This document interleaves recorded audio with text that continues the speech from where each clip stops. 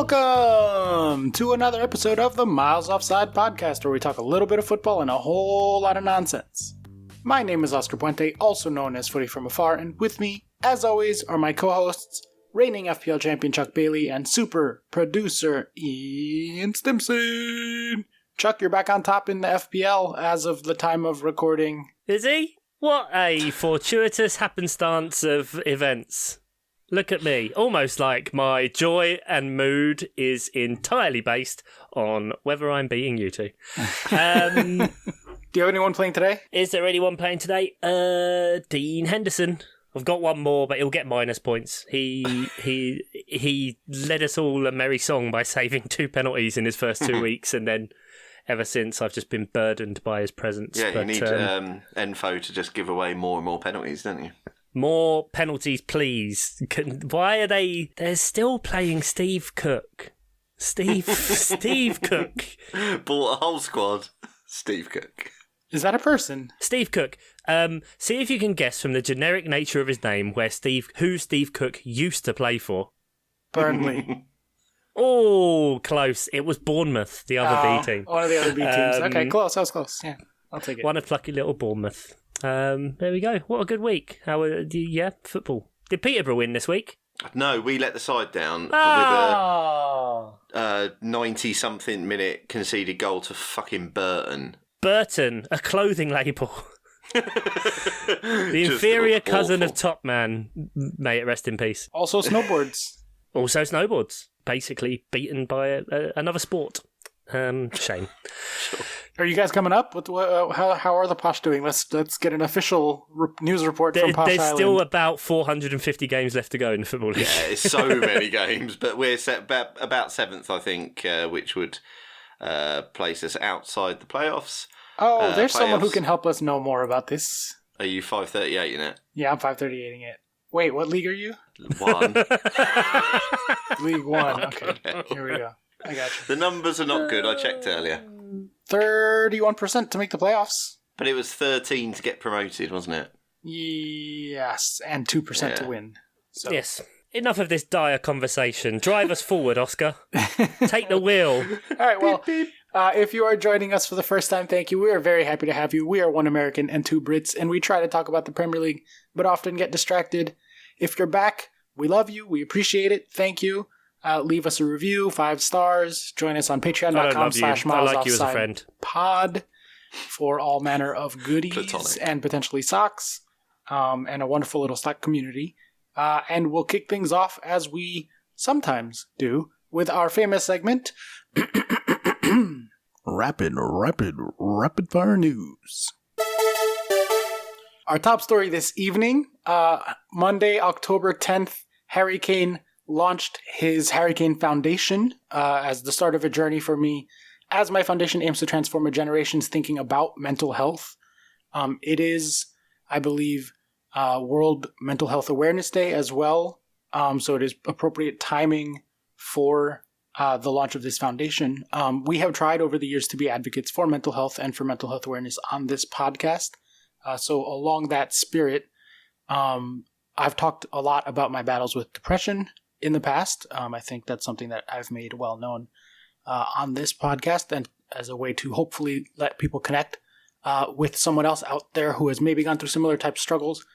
This year, in honor of mental health awareness, I figured that I would talk about one of the other things that has plagued me and has become a bigger problem in recent times, and probably something that I believe a lot of people have been dealing with, and that is much, much higher levels of anxiety and a rash of panic attacks just kind of taking over for a while there. And I know that there are quite a few people in my own personal life who've been going through a similar type thing. So I just wanted to call that out and say that, hey, you are very much not alone. It has gotten severe enough with me with my panic attacks that I am actually taking medication for it, which, by the way, pro-medication, if you can get it, when you can get it. I know for me personally, I used to fear that it would like warp my personality or make me into some weird zombie version of myself. But being on the other side of that journey, it's pretty great to be able to live my life without constant panic attacks. So thanks, meds, for that. But, you know, that's just something that's important to be talked about. There is such a stigma around mental health, and especially around, I think, getting medicated, even among people who are willing to go to therapy and seek help for things. So I just wanted to put that out there, that I am loving my life and, well, maybe not loving my life, but living my best healthy life, or as close to that as I can. But to take it back to Harry Kane, gentlemen, and not my big pronouncement or whatever. Foundation good, yay! Another good English boy making good things happen with their celebrity. Yeah, definitely, especially for young kids. It's something that comes up a bit, and you'll see it labelled as wokery or whatever it is. But I think it's a ridiculous thing that all through our lives, you'll go to the dentist every 6 months and have them look at your teeth. You'll go to a GP for your shots or whatever every year or 2 years. But at no point during your entire life do you ever actually have some form of scheduled appointment or mental health in advance of it happening and being proactive with it. You don't only go to the dentist when you've lost all your teeth, for example. And I think based on Oscar's frank and open and wonderfully honest statements that he's made before, it's important to understand for people that this is also a scale of a thing. And just because you don't view your problem as being as bad as some others, for say you don't find your condition debilitating or you've only had 1 or 2 anxiety attacks, that doesn't mean that it's any less important for you to talk about it. Sometimes I feel naturally as human beings we're inclined to not potentially ask for help or feel embarrassed, and especially men, until it's potentially already too far gone. For a lot of us, and sadly there are a lot of people that will be in that situation, and it's just about being able to foster that environment and being positive and looking out for one another. And if Harry Kane's starting this at a similar time as well as the Tottenham team is mourning the passing of Gianpiero Ventrone, it was very close, and Harry Kane was tearful in his post-match the other day. It just goes to show that we all want to look after each other and we want to care and make the world a better place. Is my long rambling way of saying this. Good on Harry Kane. We'll take the piss out of him because he talks. He has a lisp. Oh, brilliant! Well done for your eloquent points. The guy's clearly got his head screwed on straight, and he can still score a bloody good header as well, as he did this week. So, yeah. Did I say anything there? I don't know. You said many things there. Yes, good things, I think. All right, well, speaking of making the world a better place, and well said, Chuck, I think it's time to transition to the anniversary, the big anniversary, 3 years. The big 3. Since the greatest day of football Twitter, without any comparison, and that is the one, the only Wagatha Christie post, the day that the source was revealed. Ian, it's been a long journey, a long and wonderful and beautiful 3 years. I can still see the smile in your eyes when that first broke. I had no idea it had been so long. It feels like only yesterday. The football Twitter exploded, and the rest of Twitter, let's face it, because this really went across all party lines. And Rebecca Vardy's been ordered to pay 90% of the legal fees. 90%. I mean, that is way more than anyone thought. And as Chuck suggested on the Wagatha Christie Part 3, it was the same judge saying the decision on the legal fees as Rebecca Vardy said in an interview she didn't understand the case. Not a clue, that judge. And then she's whacked her with 90% of the legal fees, which doubled. Her Colin Rooney's legal fees only doubled because of all the extra stuff they had to do to try and get the evidence that was on the bottom of the North Sea. And so if that whole thing hadn't have dredging happened, fees, well, dredging divers, scuba divers, sending them out. I think it was more technical than that on nautical the equipment, WhatsApp submersibles. They called Nathan Drake. Yeah, Nathan Drake was there. That was. I imagine James Cameron was going down in the depths in something, but it was down there for 84 years. The Rebecca Vardy Titanic. Mistakes really rack up quite substantially. So many mistakes that have led to probably £1.5 million legal bill. No wonder Jamie cut a very forlorn figure after the Bournemouth game this weekend. Numerous reasons why he's not very happy at the minute. Oh dear, he's not having a good time. if as well, if you've been living under a rock, obviously for the last 3 years and didn't know what's gone on with the whole Agatha Christie thing, we recorded 3 parts, close to 3 hours. I'm disappointed we didn't break the 3-hour mark. So go back and listen to those. It's time for part 4. Your pod feed, yeah, you never know. Even more aftermath. So when that Disney Plus documentary drops, you know we're going back over it. Episode by episode. There is going to be a part 4, isn't there? There's going to be as many parts of the Disney Plus show there are. That's how many extra podcasts. Welcome to Agatha. I'm converting this to a companion podcast for the documentary series. Mm-hmm. As long as we can still talk about Wrexham, that's fine with me. Welcome to Wrexham and welcome to Agatha. God, they dropped like 4 episodes this week as well. Yeah, I think they just wanted to get it over with, right? Because the finale is going to be this week. We could finally find out if they get promoted or not on tenterhooks all season long. Literally no way of finding out what actually happened. No way whatsoever. No. Why would I spoil it now? Jesus wept. Shall we football, gentlemen? Football. Let's football. So cast your minds back, way back to Sunday, October 9, 2022. This was at 16:30 p.m. / 11:30 a.m. / 8:30 a.m., depending on which time of the world you live in. And that is Arsenal 3, Liverpool 2. Arsenal 2.6 to Liverpool's 0.8. I have no interest in discussing Arsenal and their quality or lack thereof, or maybe not lack thereof, unclear, doesn't matter. But I do have much interest in laughing at Liverpool because they lost here. How many weeks now have we been saying Liverpool will turn it around? And it's just baffling, the decisions they're making. They changed the lineup structure, at least, before this game they played Rangers and went through like a 4-2-4, so playing a double pivot, which when you're playing against a Scottish team, some offence, will probably be okay. But then you're coming into one of the most attacking and a team that has only lost once so far this season in Arsenal, and you try and play that way and you're out of position, and then within the first minute you allow Trent to be isolated in a 4-on-1 situation. You've kind of got problems. They just... I don't know whether this is because we're so used to holding Liverpool to such a high standard that it's compounded, but aren't they bottom half of the table right now? I believe they are 10th. After this 10th, game. yeah. Okay, so just on the precipice, as it were. Ironically, the team that they beat 9-0 Bournemouth are ahead of them in the league. Well, if it wasn't for that 9-0, I think the goal difference and stuff would be... Yeah, I think they might be bottom half, but yeah. Boo!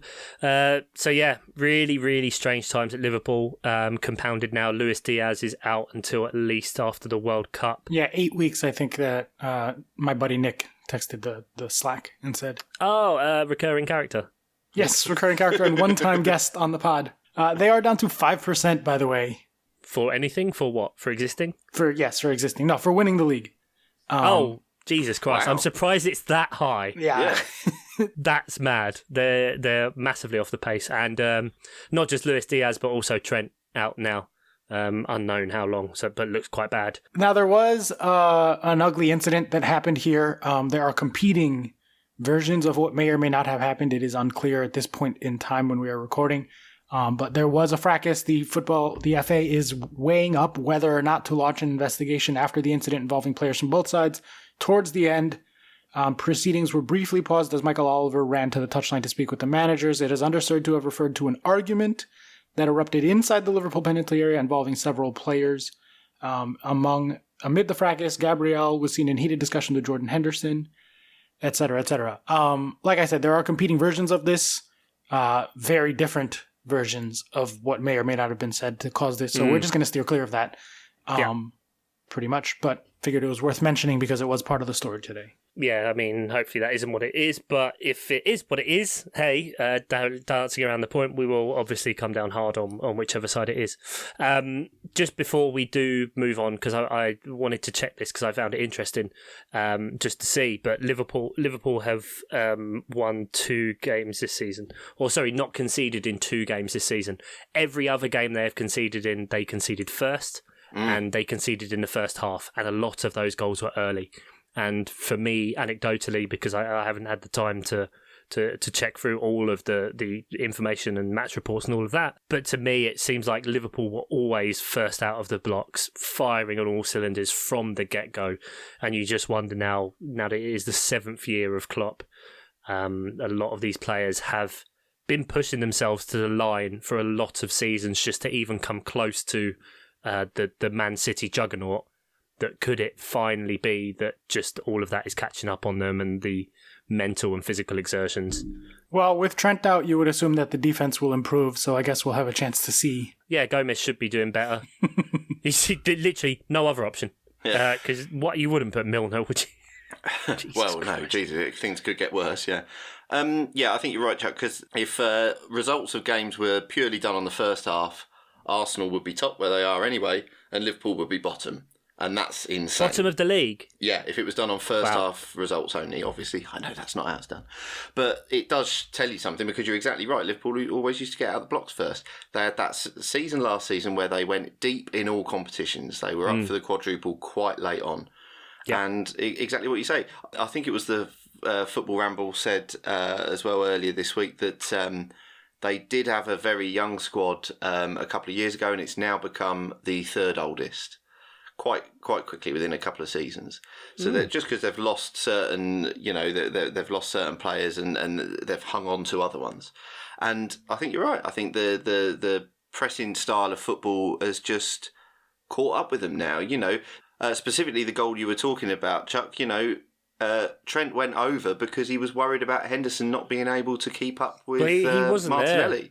He wasn't there. Like, it's really clear to see if you watch any replays of that, because they kind of come from high up. The double pivot are both in a line vertically over to the right hand side as Arsenal attack, and that leaves the entire midfield area and literally does create a 4-on-1 against Trent. After a minute, what's that going to happen? The goal went in after 58 seconds. There's talk as well now that VAR, the offside camera didn't have a decent angle that meant that Saka was actually offside. Who knows? That's probably just bullshit from people doing that ruler thing on the screen. The simple matter is that you look at that, and regardless, there were 3 other options there that could have been through, and they could have scored after a minute, and that's absolutely pitiful. But I do think that there's a lot in the mental exhaustion of doing everything you could for years now, and you've come away with it with 4 trophies in 7 years. It might be a few more than that, but it's certainly not a lot. And so, a lot of these players will just kind of get to a state where, how much more can we do? When you've also got other teams and other squads refreshing, bringing in elite managers, changing the way they're doing things, and catching up in, let's say, the way that Chelsea are, that Tottenham are, that Arsenal have, that who knows, Manchester United might not be a basket case, that you've got Newcastle now pushing a lot more and performing well, then it's easy to slip. Definitely, there's more piranhas in the tank now. So, that's exactly it. You got piranhas for your fish tank? No. He couldn't be bothered to look after too many fish, so he just went, fuck it, let's drop a piranha in there and just deal with all them. Yeah. Yeah, but no, exactly. It might be just we're in a transition for Liverpool, and every other team is doing well. You've got exactly what I say. You've got a lot of piranhas in the tank for the top 4 now, and Liverpool have got a fight on their hands now. Yeah. And speaking of 4, did you say the word 4? I thought I heard the word 4. So we're going to go with that as a transition, the most tenuous of all. Manchester City 4, Southampton 0. Man City 2.4 to Southampton 0.1 on XG. Quite frankly, I think they're slipping. I think it's just not good enough. How are you gonna play Southampton, only generate 2.4 XG and score 4? I know, and you know who else is slipping? Erling Haaland. No hat trick. One irrelevant goal. Trash. Get him out of your FPL teams. What's the point? Get him out. Get rid. He's ruined the game anyway. It's too easy with him on your team. Fraud. Yeah, he's quite good, isn't he? Hot takes. What do we say about this?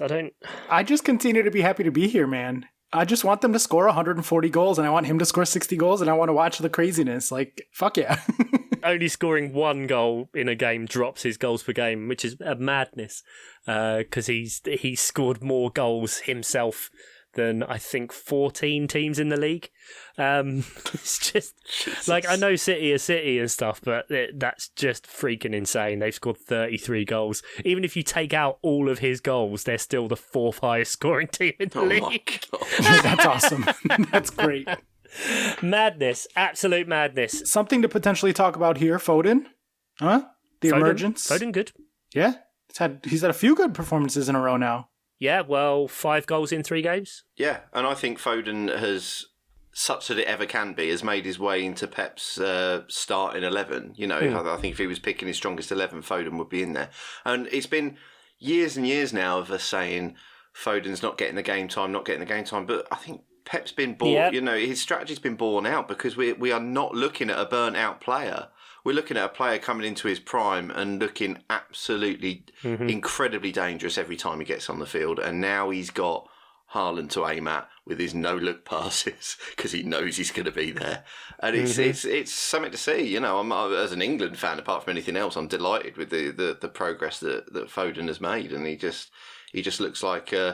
and he looks like the entire package now. And I'm really happy he doesn't look burnt out at his age, Yeah, especially people criticising when he signed a 6-year deal or something a few years ago. I'm pretty sure I said it as well, whether it would just be worth him loaning out just to have some time. But, Pep always said, no, I want him here because he wants to mould him. And we're seeing that now, that he, in that system, gets that system. He's only been managed by Pep. That's potentially why, there's been some difficulties then with that translating into the England team. Because the style of management and the style of play is completely different, because it makes you want to pull your fucking eyes out, and because all of his football instincts are based on Guardiola football. That's just it. And so there are kind of positives and negatives to each side of that. However, translating into an international sense, it's about the international team working as a team together. For too many years, many nations just tried to just shoehorn in all the quote-unquote best players. It doesn't necessarily work. But that's not to say Foden's incredible.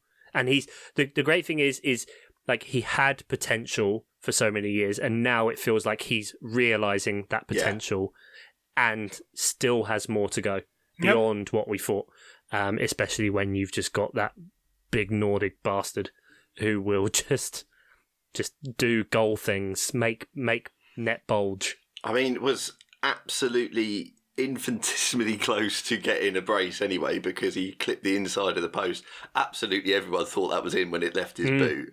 And he seemed pissed off that the woodworkers deigned to deny it. Disgusting. Absolutely disgusted with the woodwork there. But yeah, I think this was as dominant a performance as you can see, really. I mean, Southampton had, I think, 5 shots on goal, all outside the penalty area. 0.1 for XG. 0.1. Right. So yeah, we did that, but we scored 2 goals. You know what I mean? Levels, isn't it, Chuck? Levels to this game, guys. But yeah, Hasenhüttl somehow survives another day, apparently, and we get another dominant display from a team that is. He passed today because he kept it in single figures. Like, this is it. This is a victory. Yeah. What a win! Right. What a result for Hasenhüttl football. No, he's probably gone soon. We play them at the end of this month, and I just really hope he's there still. No, we don't. Wait, when do we play him?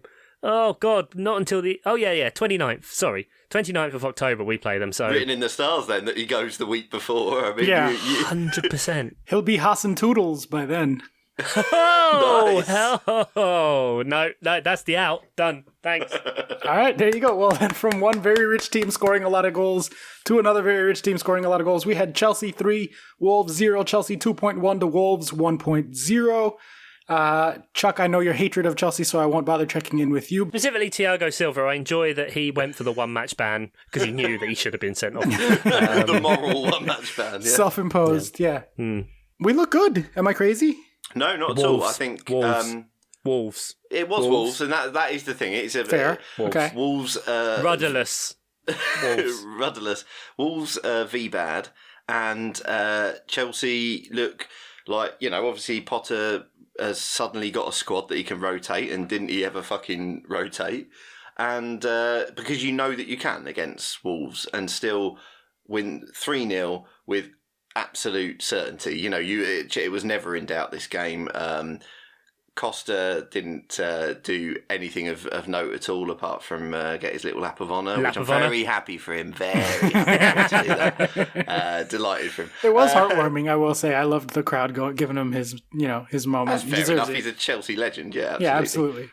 Yeah, absolutely. But no, I thought it was a great performance from this Potter-led team again, and you've got certain players who seem a little bit reinvigorated. Gallagher's getting minutes that I'm not sure he would have necessarily got under Tuchel. Mason Mount seems like he's happier. I don't know. All these things might be, after the fact. You've got a couple of wins, so it's a self-fulfilling prophecy. But it's very easy to say, isn't it? Of course, player won a game, so they've got a smile on their face. You could have had the same, but it's a different style, a different approach, isn't it? You can see that there's, something that Potter's going to go for is with this rotation is about A, getting to know the players, and B, keeping them all happy. That's always a very, very difficult thing when you have a high and equal quality and big squad. Yeah, because if you're absolutely right, because you look at who was benched, and you've got the likes of Ziyech, Chilwell, James, Sterling, Aubameyang.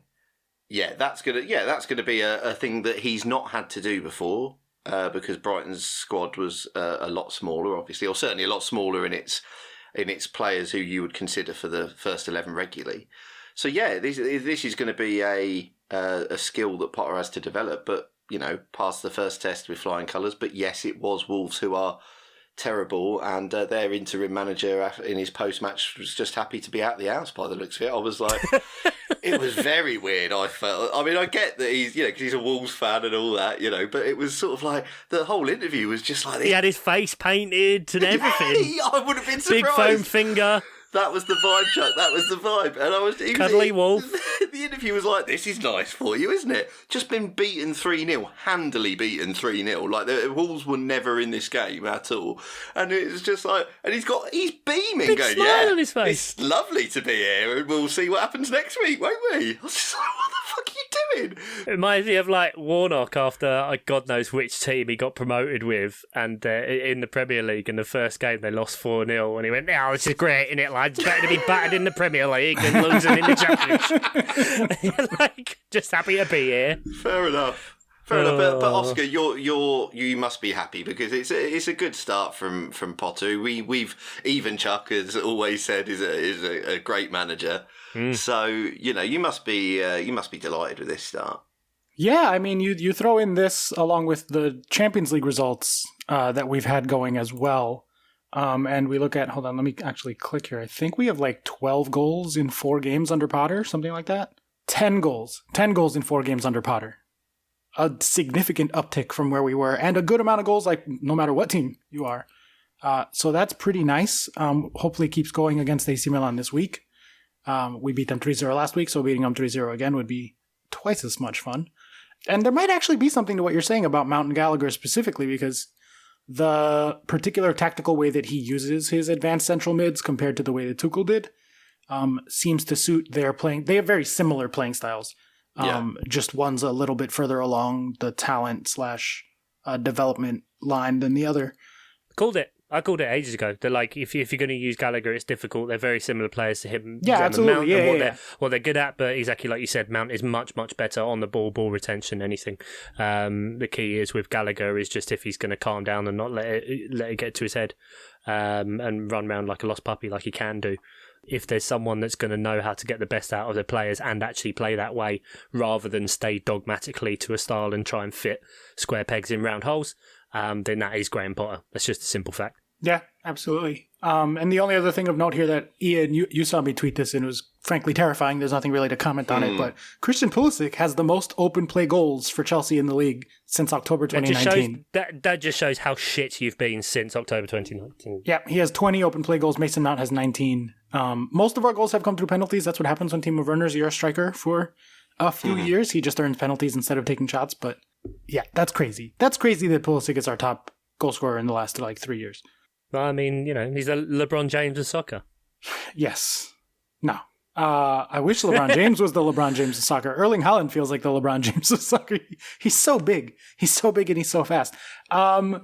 Let's go to another team that scored a bunch of goals. Newcastle 5, Brentford 1, Newcastle 2.5 to Brentford 1.1. Fucking hell, man. Newcastle. And with a lot of like the players out, a lot of injuries, a lot of rotation. There's no stopping Trippier, though. Tell you that. No, definitely not. And they were dismantled, really, Brentford, and made Brentford the architects of their own downfall, I think, in that they just kept pressing them. Pinnock, I think it's Ethan Pinnock, first came back after a long injury, lost possession for 2 of leading to their goals and scored an own goal. Bad times, really, really, really bad times. So that obviously compounds, and Thomas Frank kind of said that in his post-match interview, which is like, whether or not you play well, you can't make 1, 2, 3, 4 mistakes, all leading to goals in this league. It's just ridiculous. So the scoreline definitely flatters the situation. Obviously, the XG is still weighted in Newcastle's favour, but it's something we haven't seen from Brentford. Maybe, I mean, who knows? They haven't necessarily been the same as last season, I don't think. That might just be a bit confirmation biasy, because they still find themselves in 11th. But that's just kind of testament, really, to how good their first season was. And so whether they can bounce back from this. Still don't necessarily want to celebrate Newcastle. They were cheering a year of their Saudi Arabian ownership on the same day that the Saudi Arabian government sentenced 3 people to die because they wouldn't move out of their house to build a winter village for the Asian Winter Games. So there you go. But it's important to understand that it is not... The Public Investment Fund of Saudi Arabia is not the Kingdom of Saudi Arabia. Nope. Just want to make that really clear. Separate things. Definitely separate things. Pretty tone deaf from the fans celebrating, as you say, with that concurrent news. I mean, it's just... Yeah.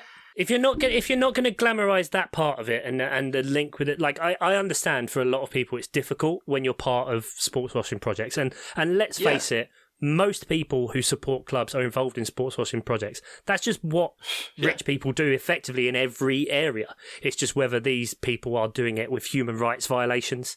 You see like links with Qatar, Abu Dhabi as a state, whether it's the Saudis, whether it's Russian money from before, any of this kind of stuff. And it's very difficult and concerning as a fan to try and separate yourself from that.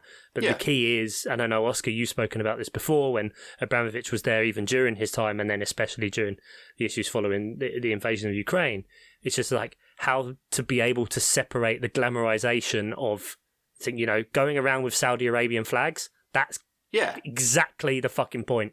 That's what people hate on. Not the fact clubs, for God knows how long, rotations and rotations over decades have come along with a shitload of money and spent their way up. That's just how it works. That's how we're in the situation we're in. But don't glamorize a murderous fucking regime. That's what we all have a problem with, not 11 blokes kicking a ball. Yeah. When Newcastle inevitably start like kicking on for Champions League, start kicking on for the title, like if the money is crazy enough to do that, which they'll get there. Give it a few years. Very for easily sure. could be. Mm-hmm. Yeah. So you can absolutely be happy about that, but you've just got to acknowledge where it comes from, and you can do that as a fan. I think because our allegiances are often born out of geography or family links or whatever you choose. To often you've been following a club for years and years and years. You can't turn that off like a tap. No one expects you to. It's just you've got to acknowledge it and not celebrate the wrong side of things. That's all you've got to do. Yeah, and don't have your manager come out and say. Because, like, that was what really... And, like, my personal thing with Eddie Howe aside, yes, it's a personal agenda. Yes, it's a bit of funny, but I never really rated Bournemouth. Whatever.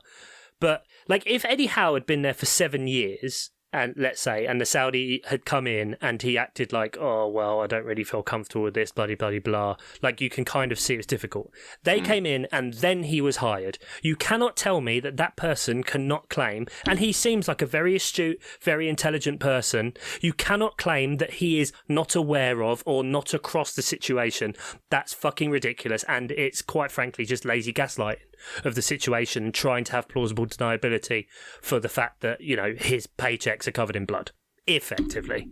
I don't know what else he can do, because he can't just come out and say, yeah, I know, I just don't care because it's a lot of money, which is ultimately what we're looking at. You know, but if you don't feel comfortable and safe enough in your job to say, I don't agree with the death penalty. Let's just say that you don't have to say it. I don't agree with the death penalty. To not feel like you can just come out and say that, there's something fucking wrong there, man. It's ridiculous. Whether it's about losing your job or pissing off all the owners or whatever, if they truly believe and that they're free to believe whatever, I don't know. I don't get it. Of course I don't. I don't agree with death penalty. I don't agree with homophobia. I don't agree with all those myriad things that you can look online and see what is bad in that part of the world.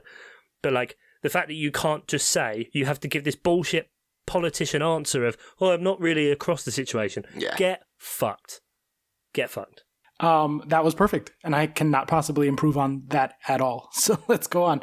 Leicester losing matters? I don't know, question mark. I genuinely don't know. Is this worth bringing up? Presses. But they were back. The presses. They were back. They beat Nottingham Forest for their first win of the season and then went 1-0 up and then lost to Bournemouth. Bournemouth are still there. They're in 8th. Bournemouth are in 8th. Bournemouth are second favourites for relegation according to 538.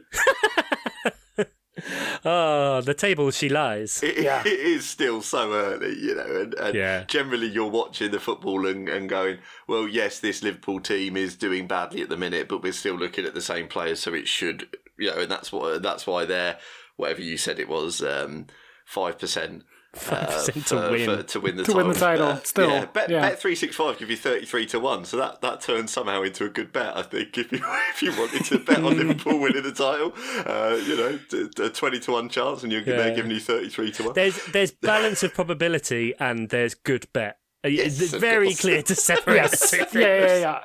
Very important distinction, I think there. Feel free to make that bet 33 times over or 20 times over, you know. Feel free. They're still more likely than Tottenham win the title. I'll tell you that. That's pretty fun.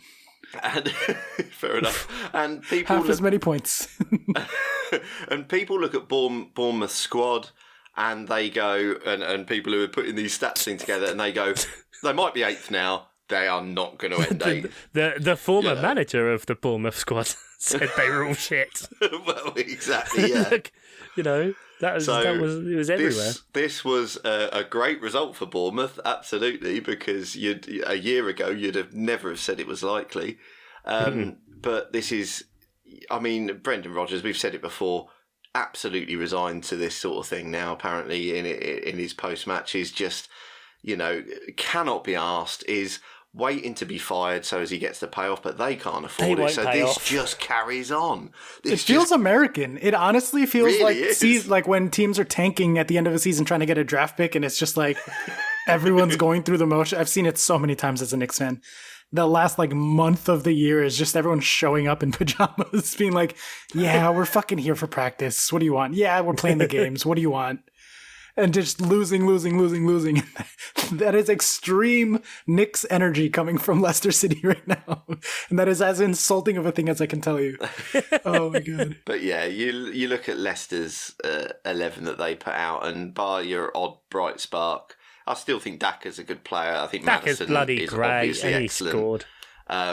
But it just doesn't, Leicester's, it's just not working for him at the minute. And the manager is bored of trying, it seems. So it just seems like it's going to carry on. I think when you're coming out in the press saying, I had opportunities to leave and I didn't, I stuck by you, it's kind of like, well, you don't actually just need to say that. You don't need to say about the 2 different times that you've nearly left and then say that's good. Like, it's that classic, I was going to punch you in the face, but no, I'm not. Praise me.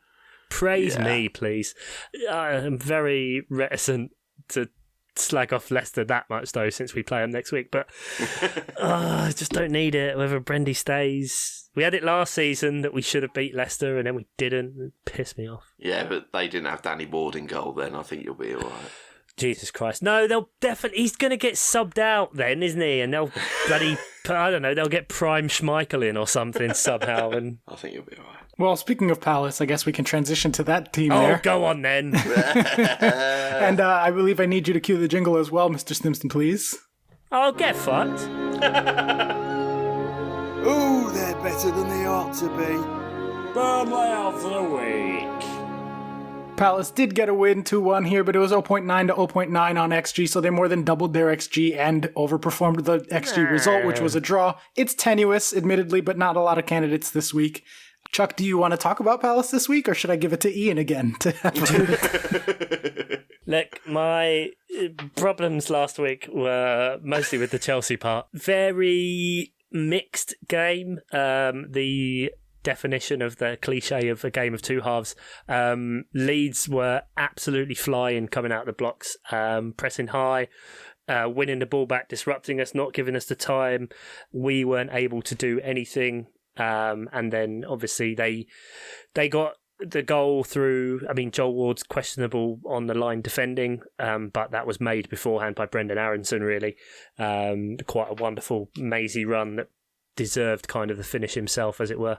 But that wasn't to be. And then, Leeds had another couple of big chances in that half. Bamford forcing like a really, really good save out of Guaita, because it really felt written on the stars with our previous history with Bamford that he was going to nail that, but didn't. The slug. So then we get, big French Eddie gets himself a goal. Lovely Michael Elise free kick him before half time, and then Vieira must have put a rocket up their arse. Apparently he was showing them videos and all sorts at half time. I don't know whether it was just like funny videos on TikTok or anything, but Charlie bit my finger. Yeah, I'm right up to date on this. Jesus Christ, 2009. So anyway, one for the teenagers. And yeah, then second half, it was just far better. We were playing through the press really well.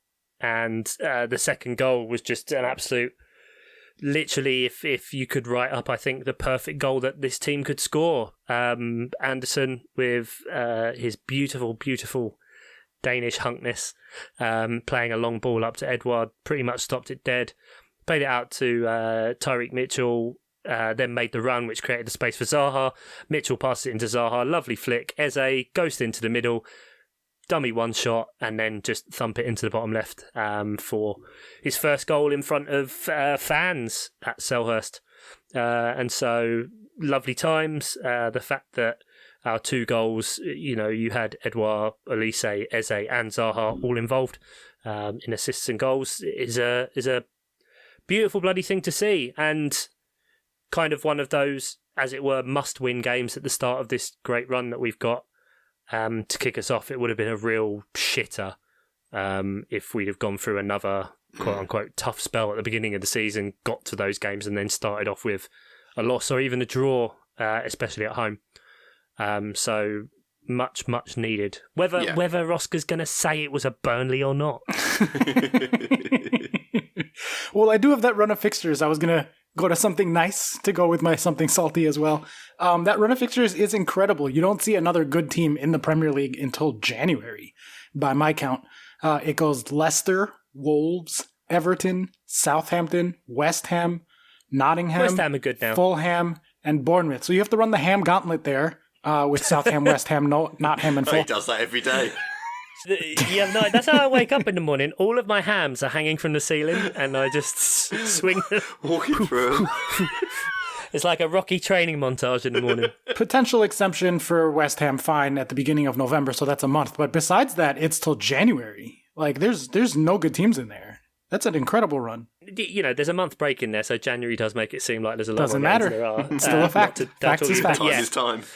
That's the thing. So it's now, you have to take your chances when you are. If one of the best and worst things, I guess, about this league, if you ask any person outside the Big Six, really, and then even within the Big Six, as it were, is that everyone kind of beats everyone at some point, and it's just about who loses the least games. Shock. But you know what I mean, in like a really stupid reductionist way. That it's just like you just have to be consistent, and even now, we look at the league table. Palace are down in 15th with 9 points, but you're 6 points away from Man United in 5th as it stands, or 5 points from Newcastle, who have a game in hand and they're in 6th. So win the game in hand, and you're 3 points off of the 2 points off of the European places. So it's still really, really truncated. So you get a decent run in there. Obviously the pessimist would probably say, I don't know, I'd quite like 7 or 8 points maybe from those games. I understand 7 is a bit more of like going undefeated in pretty much all of them, maths.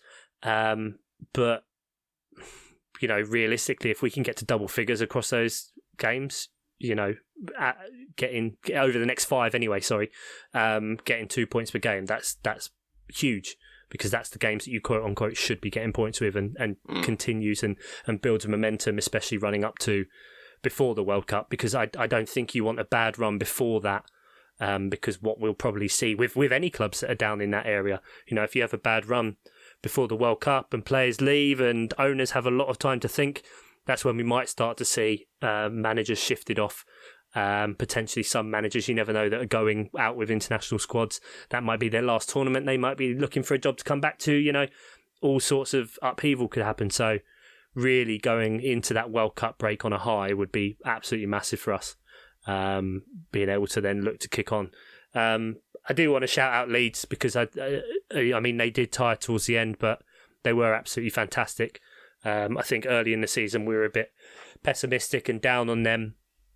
I think under Jesse Marsch, there are going to be frailties there. Injury, or the suspension anyway, to Sinistera didn't help them, but I think Brendan Aronson is really, really good.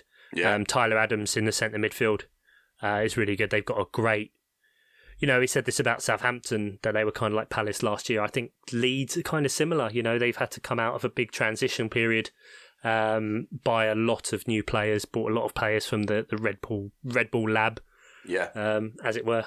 And I think they'll be absolutely fine this year. I think if Jesse Marsch could just put a slight lid on the calm down a little bit.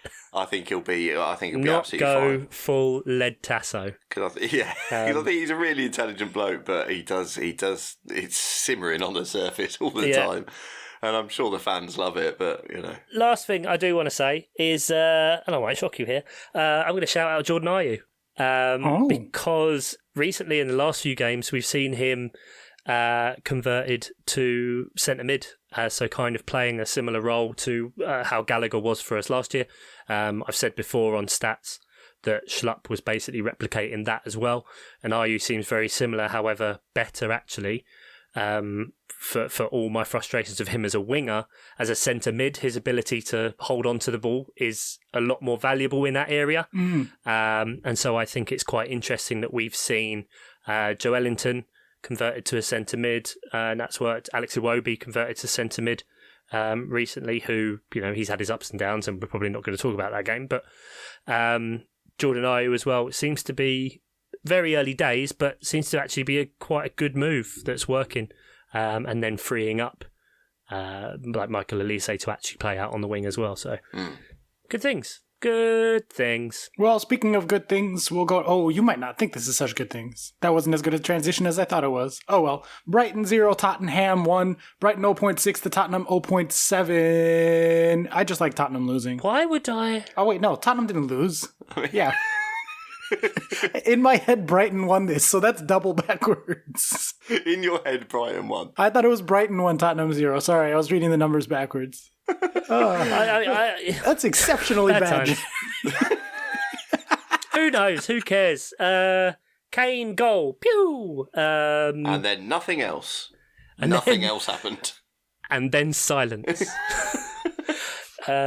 I mean, is this Tottenham did a job, or Tottenham just didn't really show up? Because I've seen it talked of both ways. I mean, I see it as Tottenham did what they had to put a decent team away who they didn't necessarily know how they'd show up. So they 1-0, fine, job done. They didn't need to exert themselves any more than that. But that's not, you can't have that these days, can you? You have to play flair football. You have to be constantly attacking, constantly pressing. I don't see it. I think this was absolutely fine from Tottenham. Yeah, I mean, Brighton have been a good team. Like, this is a good result for them. They're about even with each other on XG goal difference per 90. They're both in the top 6. I think you can only... every team has to play a different style. If every team played the same style, it'd be shit.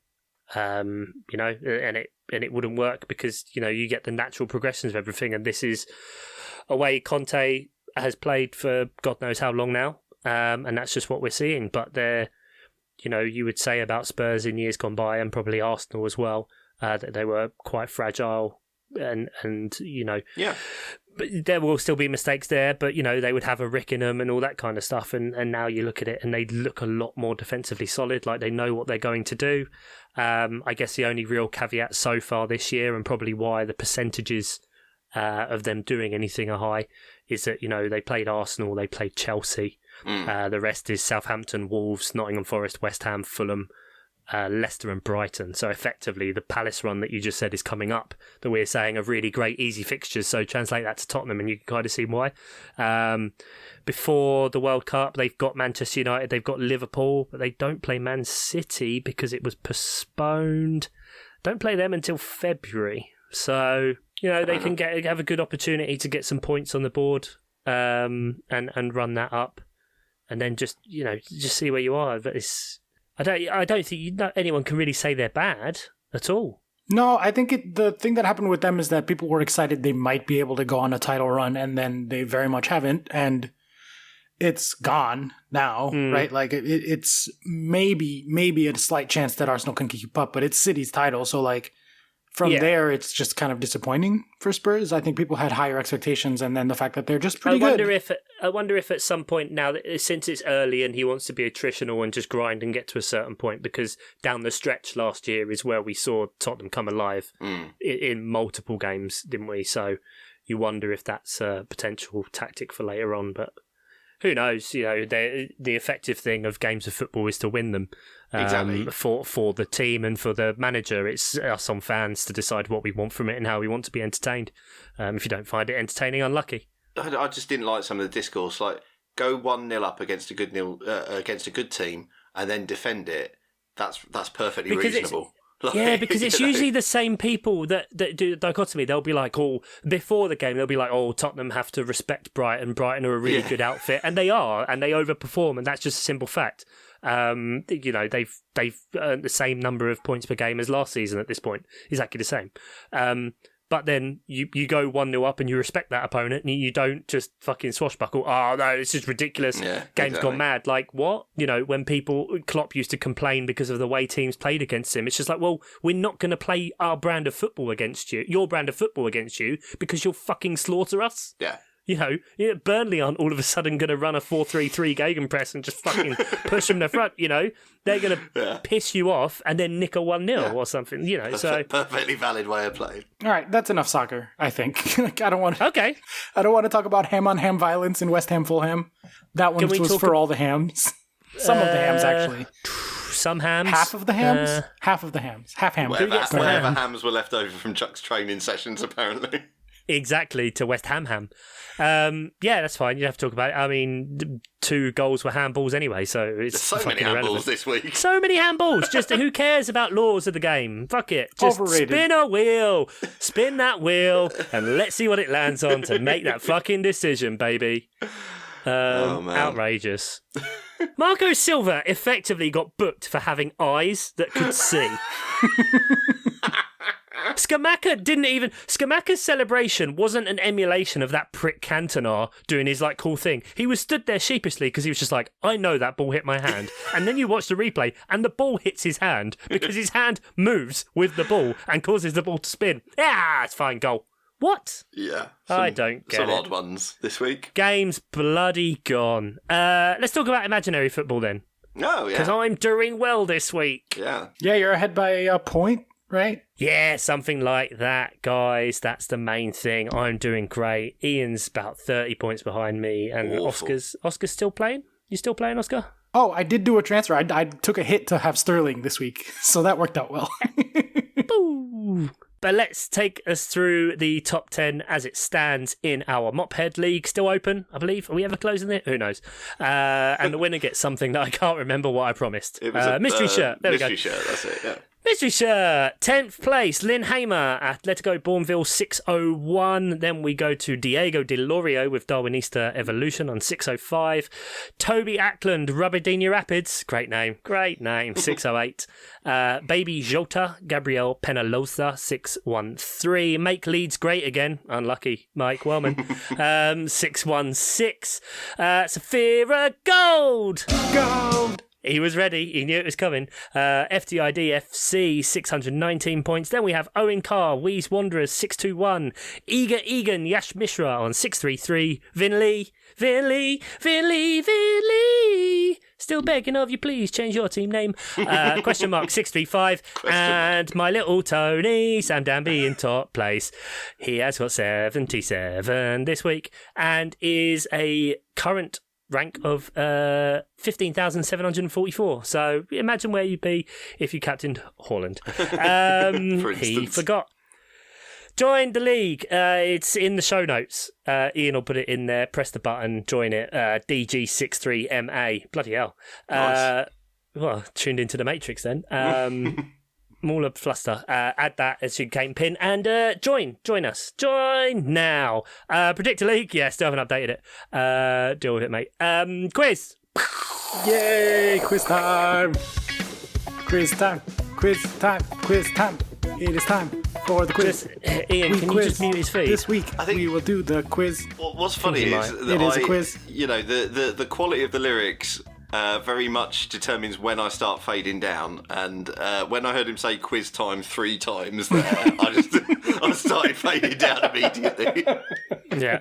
But you know what? Not the most creative of lyrics this week. It is our third installment in the only Price is Right trilogy. I've enjoyed this trilogy. It's good. I hope you guys like this one as much as I do. That's why I cut off the soccer. I'm just so excited for this stupid quiz. Okay. Right. Because we've done player transfer fees. We've done stadia capacity. Yeah, there was no easily sortable one website list, so I put a thing together for this one. I did some admin. I know. Oh, Jesus Christ. The name of the game is The Price is Right, The Size of Things. The size of things. Okay. Yes. No, 1 second. Can you just call it The Size is Right? Okay, fine. For this week only, it's The Size is Right. Yes. That's just better, isn't it? Well, I want to respect the name Price is Right. Anyway, Price is Right rules will apply, as usual. I'm so angry already. I've been putting my armband on the one, the only, the biggest fucking guy in the league. He's so big, he's so fast. Erling Haaland. Right, okay. How big is he? I have his height in feet, inches, or in centimeters, whichever you prefer. Okay.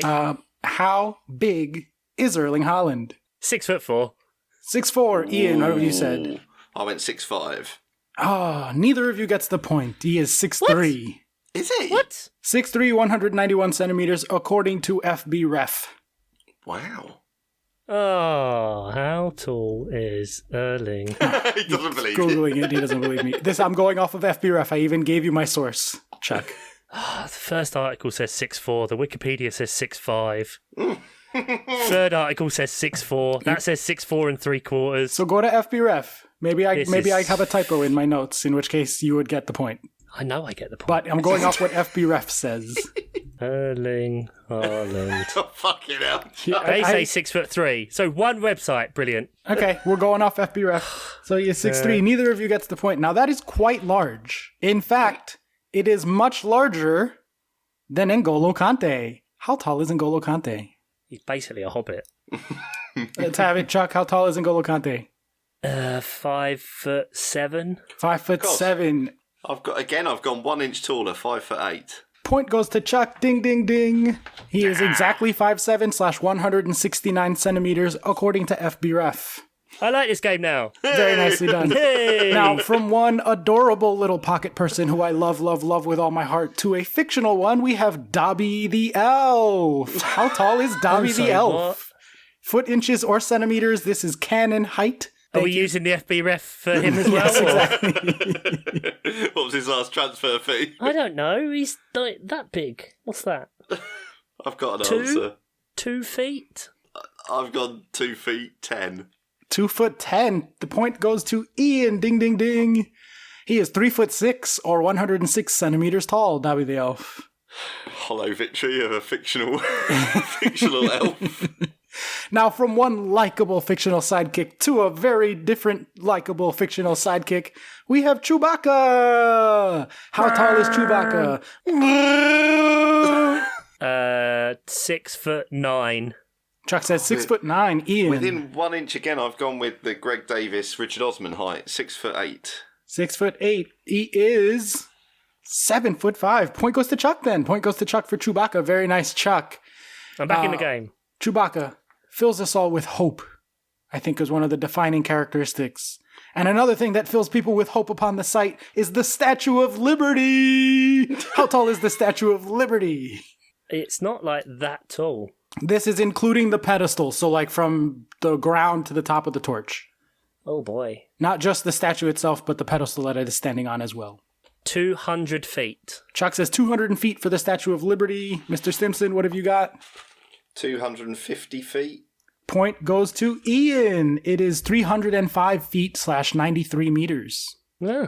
Now, that's pretty tall. I think it's bigger than you would expect. Both of you guessed underneath there. You know what's not bigger than you might expect? The Great Pyramid of Giza, the tallest structure in the world for 4,000 years until the Eiffel Tower was the first thing built taller than the Great Pyramid of Giza. How tall was the Great Pyramid? How tall was the Statue of Liberty? 305 for the Statue of Liberty.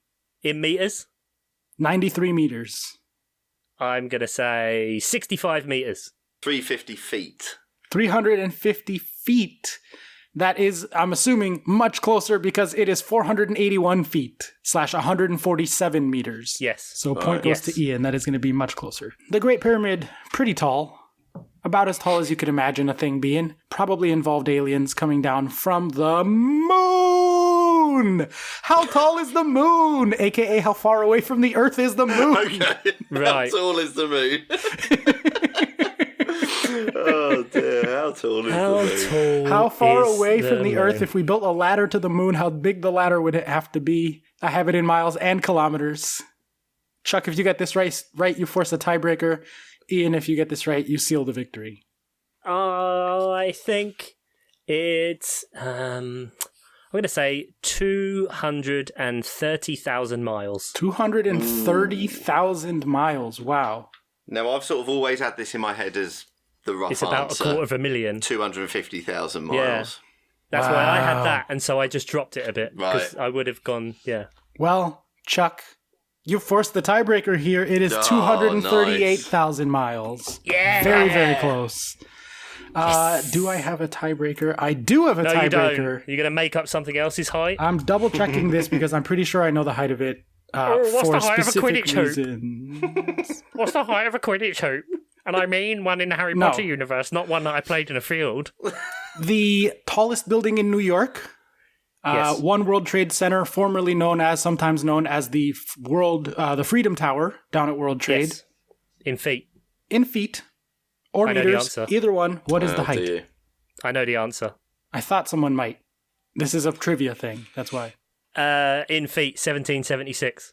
Ding, ding, ding, ding, ding. All right. Win goes to Chuck. Not my standard carry order, Vindaloo. Oh, well played, mate. Well done. Good comeback. Yeah, I mean, I would have won. Let's face it. Haaland is 6'4". Yes. What does that make it? 5-4 on the season. You are up by 1. Wow. I very much look forward to it being 5-5 next week, because that's just how we do. It goes, apparently. Ian and I lovingly hold hands and escort each other through this nightmarish quiz I was going to say trade blows like two prize fighters, but fine, we'll do the yours. Titans of Norwich meet the Giants of Ipswich, Exactly, yeah. making them both seem regular size.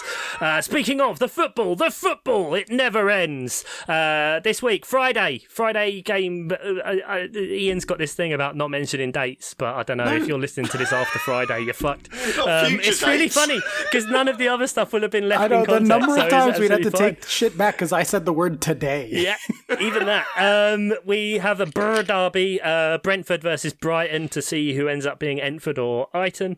That's Friday. Mark Daffin, 6:30 on Friday, deadline. Then the early kickoff on Saturday is Leicester versus Palace. Then we have Fulham, Bournemouth, Wolves, Nottingham Forest. For once, they've put the perfect games in the slot where we cannot watch them. Good for them. Spot on. Well done, finally, Sky. Well bloody done.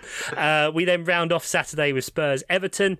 Sunday, whoa, that's a lot of games at 2 o'clock. Aston Villa, Chelsea, Leeds, Arsenal, Man United, Newcastle and Southampton, West Ham. And then they can dress this up as a big game all they want, but it's going to be a fucking massacre.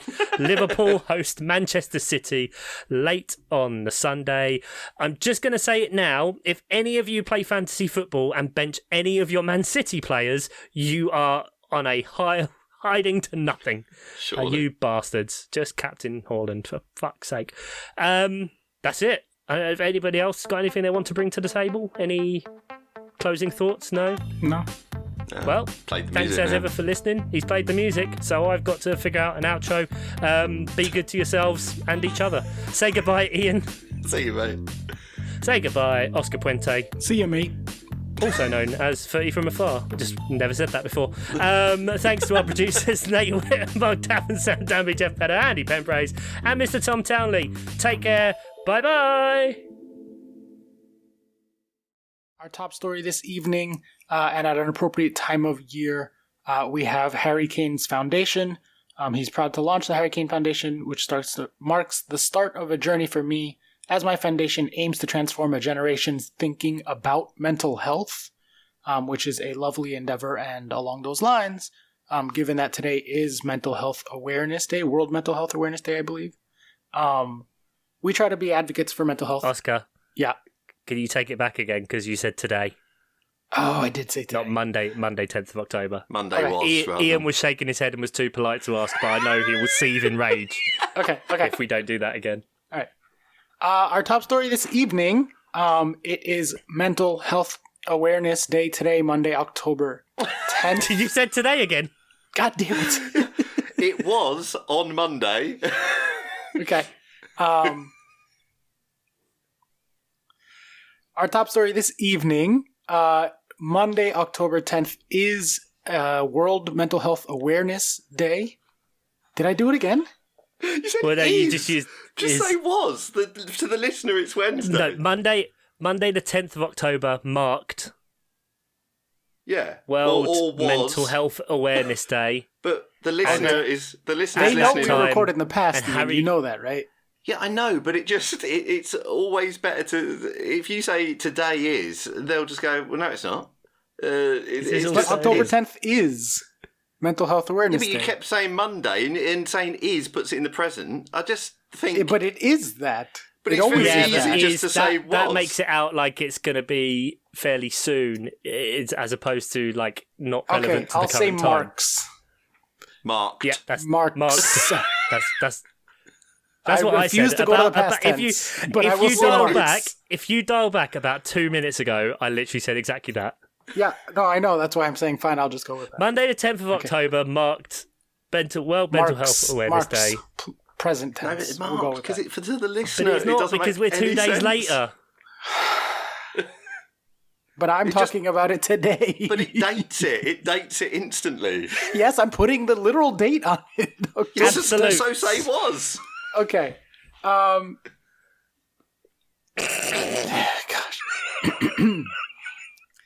Our top story this evening.